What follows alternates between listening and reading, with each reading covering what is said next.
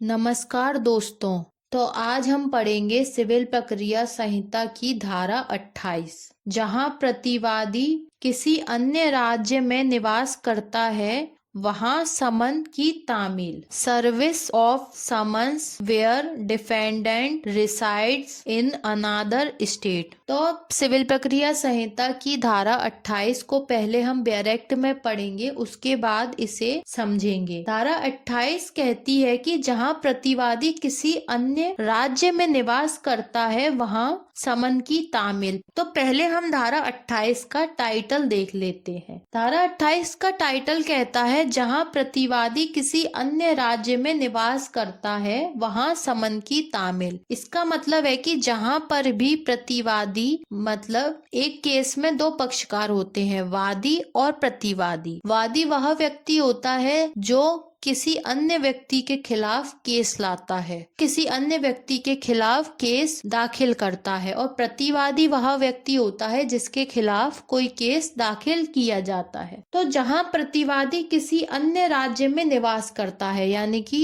जो प्रतिवादी है वो किसी और राज्य में ही रहता है, किसी और राज्य में निवास करता है, वहां समन की तामील कैसे की जाएगी, वहां पर समन के बारे में सूचना किस प्रकार दी जाएगी, वहां पर समन कैसे भेजा जाएगा, या वहां पर समन को किस प्रकार पहुंचाया जाएगा। धारा 28 की उपधारा 1 कहती है, पहला, समन अन्य राज्य में तामील किए जाने के लिए ऐसे न्यायालय को और ऐसी रीति से भेजा जा सकेगा जो उस राज्य में प्रवर्त नियमों द्वारा विहित की जाए। तो लिखा हुआ है, उपधारा 1 कहती है कि समन अन्य राज्य में, यानी किसी और राज्य में तामील किए जाने के लिए, यानी उस समन को उस राज्य में भेजे जाने के लिए, उस राज्य में पहुंचाने के लिए ऐसे न्यायालय को ऐसी रीति से भेजा जा सकेगा जो उस राज्य में प्रवर्त नियमों द्वारा विहित की जाए। तो ऐसे न्यायालय को मतलब है कि किसी अन्य राज्य के न्यायालय को ऐसे भेजा जा सकेगा जो उस अन्य राज्य में प्रवर्त यानी लागू नियमों द्वारा विहित किया जाए, लागू नियमों के द्वारा बताया जाए। धारा 28 की उपधारा 2 को पहले हम डायरेक्ट में पढ़ते हैं, उसके बाद समझेंगे। धारा 28 उपधारा 2 कहती है, वह न्यायालय जिसे ऐसा समन भेजा जाता है उसकी प्राप्ति पर आगे ऐसे कार्यवाही करेगा मानो वह उस न्यायालय द्वारा ही निकाला गया हो, और तब वह उन समन को तथा उसके बारे में अपनी कार्यवाहियों के अभिलेख को, यदि कोई हो, उसे निकालने वाले न्यायालय को लौटाएगा। इसका मतलब यह हुआ कि वह न्यायालय जिसे ऐसा समन भेजा जाता है, मतलब किसी अन्य राज्य का न्यायालय, उसकी प्राप्ति पर आगे ऐसे कार्यवाही करेगा, मतलब जब उसे उस समन की प्राप्ति हो जाएगी तब वह ऐसे कार्यवाही करेगा मानो वह उस न्यायालय द्वारा ही निकाला गया है, मानो वह समन उस न्यायालय के द्वारा ही निकाला गया हो, और तब वह उन समन को तथा उसके बारे में अपनी कार्यवाहियों के अभिलेख को, यदि कोई हो, उसे निकालने वाले न्यायालय को लौटाएगा, और तब वह उसके बाद वह उन समन को तथा उसके बारे में अपनी कार्यवाहियों को, मतलब उस समन को या फिर उसके बारे में उसने जो कार्यवाहियां की हैं उनको, अभिलेख को, उन कार्यवाहियों के, अपनी कार्यवाहियों के जो उसके अभिलेख हैं, उसने जो भी कार्यवाहियां की हैं उसको, यदि कोई हो, यदि ऐसे कोई अभिलेख हो तो उसे निकालने वाले न्यायालय को उस ऐसे अभिलेख को लौटा देगा। मतलब कि वह उस न्यायालय को जिसने समन निकाला था उसे यह बता देगा कि उसने उस समन के संबंध में आगे क्या क्या कार्रवाइयां की है, और उसने उस समन को उस व्यक्ति प्रतिवादी के पास किस प्रकार पहुंचाया है। इसके बाद आती है उपधारा 3, जहां किसी दूसरे राज्य में तामील के लिए भेजे गए समन की भाषा उपधारा 2 में निर्दिष्ट अभिलेख की भाषा से भिन्न है, वहां उस उपधारा के अधीन भेजे गए अभिलेख के साथ उसका यदि समन जारी करने वाले न्यायालय की भाषा हिंदी है तो हिंदी में, या यदि ऐसे अभिलेख की भाषा हिंदी या अंग्रेजी से भिन्न है तो हिंदी या अंग्रेजी में अनुवाद भी भेजा जाएगा। तो धारा 28 की उपधारा 3 कहती है कि जहां किसी दूसरे राज्य में तामील के लिए भेजे गए समन की भाषा, यानी कि जो दूसरे राज्य में तामील करवाने के लिए जो समन भेजा गया था उस समन की भाषा उपधारा 2 में निर्दिष्ट अभिलेख की भाषा से भिन्न है। उपधारा 2 में बात की गई है अभिलेख की, तो यह कौन सा अभिलेख है? यह वो अभिलेख है जिसमें वह न्यायालय यानी कि किसी अन्य राज्य का न्यायालय जिसके पास समन की तामील कराने के लिए समन भेजा गया है, वह उस समन के संबंध में आगे जो भी कार्यवाही करेगा उसके बारे में वह अभिलेख में लिखेगा। तो उपधारा 2 में निर्दिष्ट अभिलेख यानी कि समन के बारे में जो कार्यवाही की गई है उसका जो अभिलेख है उसकी भाषा भिन्न है, यानी कि जो समन भेजा गया था तामील करवाने के लिए उसकी भाषा अलग है, और जो अभिलेख है जो समन के ऊपर जो कार्रवाइयां की गई हैं उसके लिए जो अभिलेख तैयार किया गया उसकी भाषा भिन्न है, अलग है। मतलब दोनों की अलग अलग भाषाएं हैं। वहाँ उस उपधारा के अधीन भेजे गए अभिलेख के साथ उसका तो वहाँ पर क्या होगा, उपधारा 2 के अधीन जो अभिलेख भेजा जा रहा है उस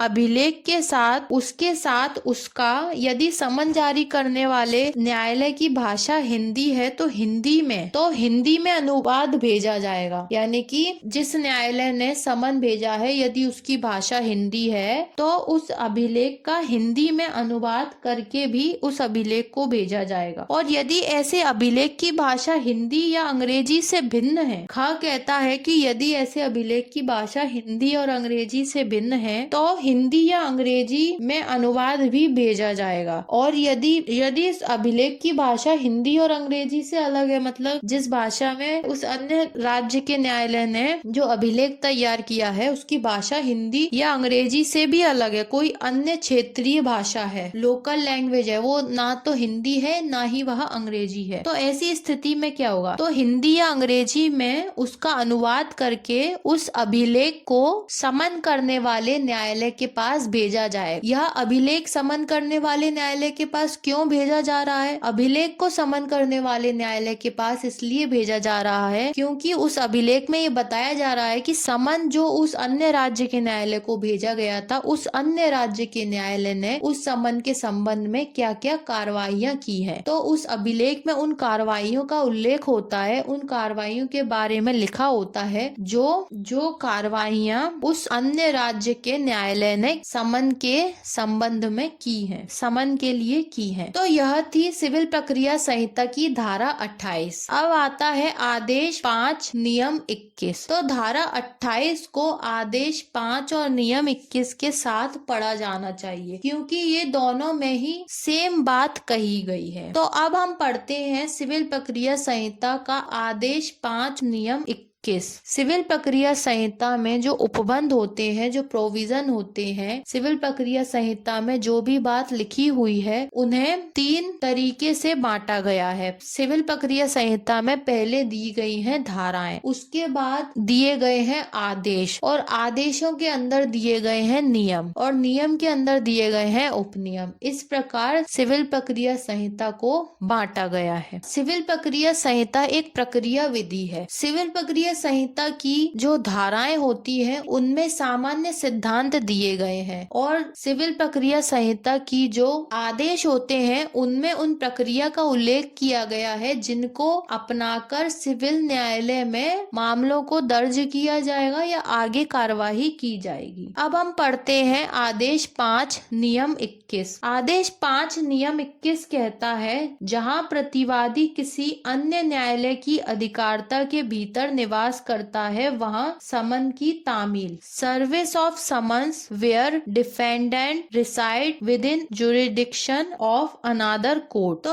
आदेश 5 नियम 21 को पहले बेयर एक्ट में पढ़ते हैं, उसके बाद इसे समझेंगे। बेयर एक्ट में लिखा है कि समन को वह न्यायालय जिसने उसे निकाला है अपने अधिकारियों में से किसी द्वारा या डाक द्वारा या ऐसे कुरियर सेवा द्वारा जो उच्च न्यायालय द्वारा अनुमोदित हो, फैक्स संदेश द्वारा या इलेक्ट्रॉनिक डाक सेवा द्वारा या ऐसे किन्हीं अन्य साधन द्वारा जिसका उपबंध उच्च न्यायालय द्वारा बनाए गए नियमों द्वारा किया जाए, राज्य के भीतर या बाहर ऐसे किसी न्यायालय को भेज सकेगा जो उच्च न्यायालय ना हो, जिसकी उस स्थान में अधिकारिता है जहां प्रतिवादी निवास करता है। तो आदेश 5 नियम 21 का टाइटल कहता है, जहां प्रतिवादी किसी अन्य न्यायालय की अधिकारिता के भीतर निवास करता है। यानी कि जो प्रतिवादी है वो किसी अन्य न्यायालय में ही रहता है और मामला किसी अन्य न्यायालय की अधिकारिता के अंदर दाखिल है। जहाँ प्रतिवादी किसी अन्य न्यायालय की अधिकारिता के भीतर निवास करता है, इसका मतलब यह है कि जो प्रतिवादी है वो किसी अन्य न्यायालय की अधिकारिता के अंदर रहता है और जो मामला है उसे वादी ने किसी अन्य न्यायालय की अधिकारिता के भीतर दाखिल किया है। वादी किसी भी कारण से मामला किसी भी न्यायालय में दाखिल कर सकता है, जैसे कि जहाँ पर स्थावर संपत्ति स्थित है वहाँ पर मामला दाखिल किया जा सकता है, या जहाँ प्रतिवादी निवास करता है या कारोबार करता है या अभिलाभ के लिए स्वयं कार्य करता है वहाँ पर मामला दाखिल किया जा सकता है, या जहाँ वाद हेतु उत्पन्न होता है वहाँ पर मामला दाखिल किया जा सकता है। तो आदेश 5 का नियम 21 कहता है कि मामला ऐसी जगह पर संस्थित किया गया है जहाँ पर प्रतिवादी निवास नहीं करता या किसी भी प्रकार का कोई कारोबार नहीं करता और वह किसी अन्य न्यायालय की अधिकारिता के भीतर निवास करता है। वहाँ पर समन की तामील किस प्रकार की जाएगी यह हमें बताता है आदेश 5 का नियम 21। लिखा हुआ है समन को वह न्यायालय जिसने उसे निकाला है, मतलब वो न्यायालय जिसने उस समन को जारी किया है, निकाला है, अपने अधिकारियों में से किसी द्वारा, यानी अपने अधिकारियों में से किसी के भी द्वारा या डाक द्वारा या ऐसे कुरियर सेवा द्वारा, या तो अधिकारियों के द्वारा या फिर डाक के द्वारा या कुरियर सेवा के द्वारा, जो उच्च न्यायालय द्वारा अनुमोदित की जाए, यानी कि जो उच्च न्यायालय के द्वारा बताई जाए उसके द्वारा, फैक्स संदेश द्वारा या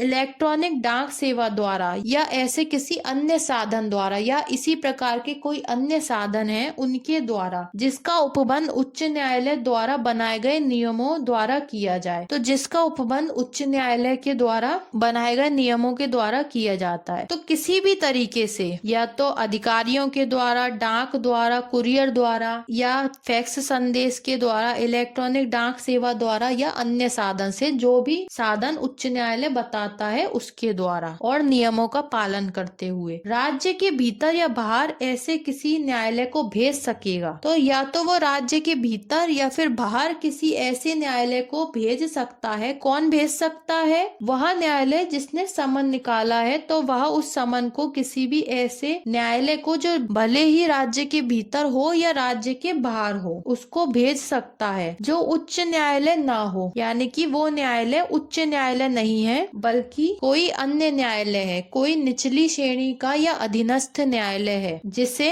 किसी भी मामले में समन को तामील कराने की अधिकारिता है, पर वो न्यायालय उच्च न्यायालय नहीं है। मतलब किसी अन्य राज्य का न्यायालय को वह भेज सकता है लेकिन वह उच्च न्यायालय ना हो, जिसकी उस स्थान में अधिकारिता है जहाँ प्रतिवादी निवास करता है। तो समन निकालने वाला न्यायालय किसी भी माध्यम से उस अन्य राज्य के न्यायालय को समन भेज सकता है, लेकिन वह न्यायालय जिसे समन भेजा जा रहा है या भेजा गया है वह उच्च न्यायालय नहीं होना चाहिए। वह ऐसा न्यायालय होना चाहिए जिसकी अधिकारिता में प्रतिवादी निवास करता हो, मतलब उस न्यायालय को उस स्थान में अधिकारिता हो जिसमें प्रतिवादी यानी कि डिफेंडेंट निवास करता है। किसी भी केस में दो पक्षकार होते हैं, एक होता है वादी और जिसके खिलाफ केस दाखिल किया जाता है वो होता है प्रतिवादी। तो जहाँ पर भी प्रतिवादी निवास करता है वहाँ के न्यायालय में समन को भेजा जाएगा, लेकिन वह न्यायालय उच्च न्यायालय नहीं होना चाहिए। तो यह था आदेश 5 नियम 21। तो इस प्रकार आज के लेक्चर में हमने पढ़ा धारा 28 आदेश 5 नियम 21। अब मिलते हैं अगले लेक्चर में। धन्यवाद।